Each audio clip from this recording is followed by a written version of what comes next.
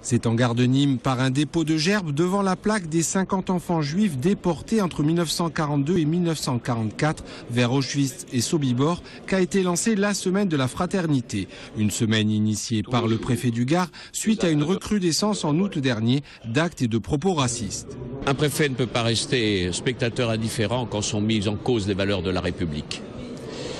Je suis très préoccupé de voir combien les crises multiples que connaît notre société, crise économique, sociale, perte de repères, perte de valeurs, creusent les différences entre nos concitoyens, accentuent les peurs, les haines, les replis identitaires, la recherche de boucs émissaires, voire les propos ou les actes racistes.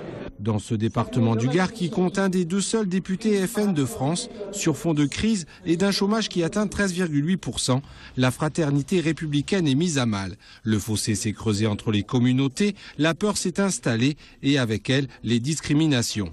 Peur de l'islam qui s'est beaucoup développée en liaison avec le contexte international et les diverses formes de mouvances terroristes liées à Al-Qaïda, et que cette peur malheureusement est très répandue et s'attache, on le sait bien, à ce fameux foulard. Depuis 20 ans on tourne là-dessus, on multiplie les lois, les choses, etc.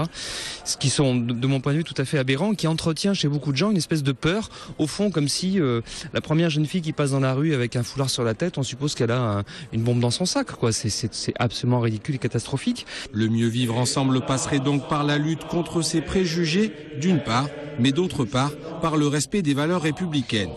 Il faut que les étrangers qui viennent dans notre pays se plient à nos lois. Il faut que l'étranger qui vienne dans notre pays se plie à nos coutumes. Il faut qu'il respecte la Déclaration des droits de l'homme, du citoyen, qui protège la femme, l'enfant et les droits de chacun et de chacune. C'est essentiel.